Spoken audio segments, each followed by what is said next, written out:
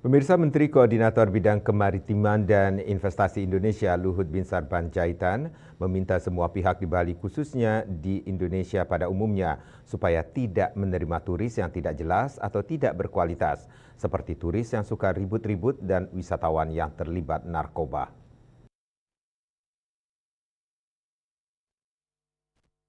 Kepala Kantor Wilayah Hukum dan HAM Bali Pramela Yunidar Pasaribo meminta supaya orang asing, khususnya yang ada di Bali, selalu mentaati aturan yang berlaku di Indonesia. Pasalnya, jika tidak mau mentaati, pihaknya siap akan melakukan langkah hukum termasuk pendeportasian. Pramela Yunidar Pasaribu menyampaikan bahwa pendeportasian terhadap orang asing bukan hanya sekedar penegakan hukum tetapi juga sebuah peringatan WNA lainnya untuk menghormati peraturan yang ada. Hal itu dikatakan salah satunya terkait deportasi WNA asal Australia Jumat 27 September. WNA asal Australia berinisial PVB ditindak tegas dengan cara dideportasi oleh kantor imigrasi Singaraja lantaran terbukti melakukan kegiatan yang tidak sesuai dengan tujuan izin tinggal yang dimiliki.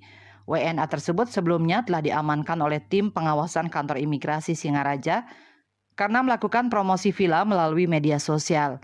Kepala Kantor Imigrasi Singaraja Hendra Setiawan menyebut bahwa pengawasan keimigrasian tidak hanya dilakukan dengan turun langsung ke lapangan, melainkan juga dengan memanfaatkan teknologi serta berbagai platform media elektronik.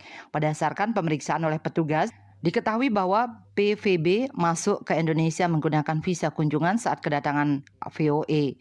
Namun kegiatan yang dilakukan yakni memasarkan atau mempromosikan villa tidak sesuai dengan maksud dan tujuan pemberian izin tinggal kunjungan tersebut. Terhadap yang bersangkutan dikenakan tindakan administratif keimigrasian berupa pendeportasian dan penangkalan melalui Bandara Igusti Ngurah Rai dengan penerbangan Jetstar nomor penerbangan JQ 126 dan Pasar Adelaide dengan tujuan akhir Adelaide, Australia. Bali Post melaporkan.